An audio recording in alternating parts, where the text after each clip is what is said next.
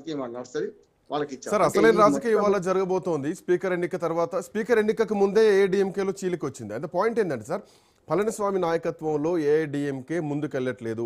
ఒక iconic face లేదు. ఒక స్టాలిన్ లాగా, ఒక ఉదయనిధి స్టాలిన్ లాగా, ఒక విజయ్ లాగా పళనిస్వామి విషయంలో అది లేదు. ఎందుకంటే అందులో ఉన్నటువంటి పన్నీర్ సెల్వం పార్టీ నుంచి బహిష్కరించబడ్డారు.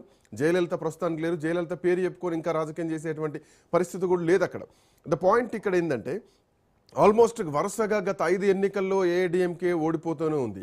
లోక్సభ ఎన్నికల్లో ఓడిపోయింది, అంతకుముందు 2019 శాసనసభ ఎన్నికలు కానీ, అంతకుముందు జరిగినటువంటి ఎన్నికలు కానీ, 2021లో జరిగినటువంటి కొన్ని ఎన్నికల్లో కానీ, కొన్ని ఉప ఎన్నికలు కూడా మధ్యలో వచ్చాయి. 2025లో ఈరోజు ఉప ఎన్నిక కూడా జరిగింది. సో ఎక్కడ చూడు ఏఐడిఎంకే కోలుకునేటువంటి పరిస్థితి లేదు. ఇప్పుడు జరిగినటువంటి ఈ చీలిక ఏదైతే ఉందో భారీ ఒక ఉపద్రవమైన చెప్పాలి.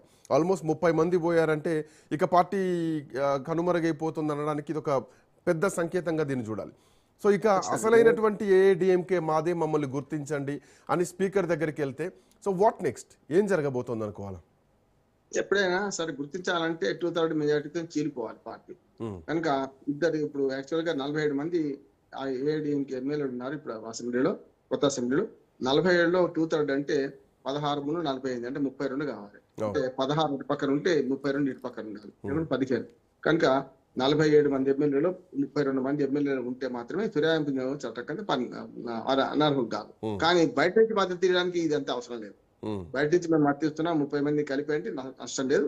కానీ ఒకవేళ బయట నుంచి మద్దతుగానే వాళ్ళు సస్పెండ్ చేస్తారు. ఎవరు అన్నాడీఎంకే ఒరిజినల్ వర్గం మాది 30 మంది పార్టీ లైన్ అప్ అని సస్పెండ్ చేశారు అనుకోండి, ఈ మాత్రం పోతుంది కదా. అందుకని ఇంకో ఇద్దరిని తీసుకుంటే ఫిరాయింపు ఆ ఒరిజినల్ పార్టీ వీళ్ళకి అవుతుంది, అవతల పైపు ఒరిజినల్ పార్టీ కాకుండా పోతుంది. కనుక ఆ పని చేయాలి. ఎందుకంటే మొన్న చూసాం కదా మనం, మహారాష్ట్రలో 2 ప్రాంతీయ పార్టీల చీలికలు వచ్చినాయి.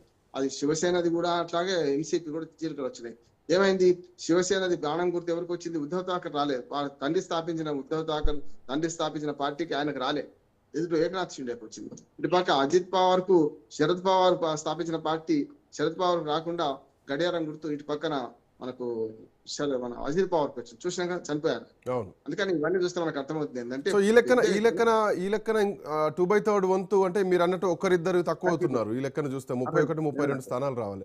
ఆ ఒక్కరిద్దరు కూడా వచ్చేటువంటి అవకాశం ఉంది. అలా జరిగితే ఇక ఏఐడిఎంకే గుర్తు ఆ ఆకులు ఇటువైపు వచ్చేటువంటి అవకాశం ఉంటుంది. లేకపోతే ఇక రాలిపోయినట్టే. 2 ఆకులు 2 విడిపోతాయా అనేది అనుమానం కూడా వస్తున్నది. దీనికి కారణం ఏంటి?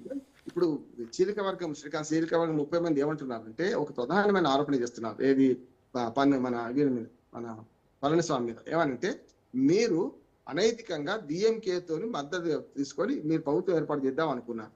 ఎందుకంటే ప్రజలందరూ వ్యతిరేకత ఏంది, డిఎంకే వ్యతిరేక ఓట్లే మనకు పట్టాయి కదా. అంటే విజయం వైపే మనం ఉన్నట్టు కదా, విజయ్ వైపు ఉండాలి మనం. కానీ విజయం వైపు ఉండకుండా పరాజయం వైపు ఎట్లా పోతాం అనుకున్నాం మనం. వాళ్ళతో కలిసి ఎట్లా ప్రభుత్వం ఏర్పాటు చేద్దాం అనుకున్నాం. అది కూడా అరకర మెజార్టీ. వాళ్ళకు కూడా 120 నిండడానికి కూడా ఈ ఐసీయూ, ఈ మన సిపిఎం కలిపితేనే 120 అవుతుంది వాళ్ళకు కూడా. సమస్య ఏంటంటే, ఈ 108 సీట్లు ఒకవైపు కావడం వల్ల మిగతా అందరు కలిస్తే కూడా 150 సీట్లు కావడానికి చాలా కష్టం ఉండే.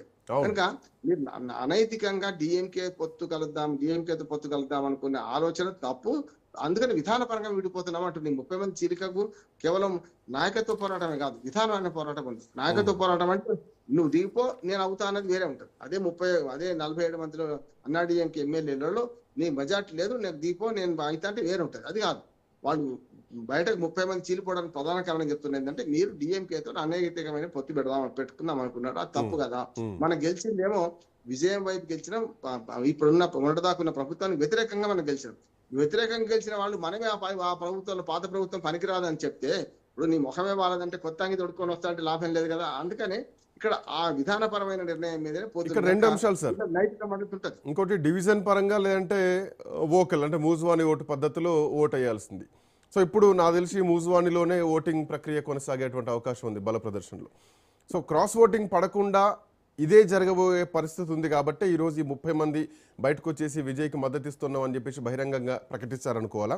లేదంటే ఒకవేళ అలాంటి డివిజన్ పద్ధతిలోనే ఓటింగ్ ఉంటే కనుక ఈ 30 మంది అవకాశం ఉంది విజయ్కి ముందే తెలుసు కాబట్టి గవర్నర్ దగ్గర ఖచ్చితంగా నేను ప్రభుత్వాన్ని ఏర్పాటు చేస్తున్నాను, బల ప్రదర్శనకి వెళ్తాను, గెలుస్తాను, నమ్మకం ఉందన్న ఉద్దేశంతోనే ముందు 2 సార్లు గవర్నర్ని కలిశారనుకోవచ్చా?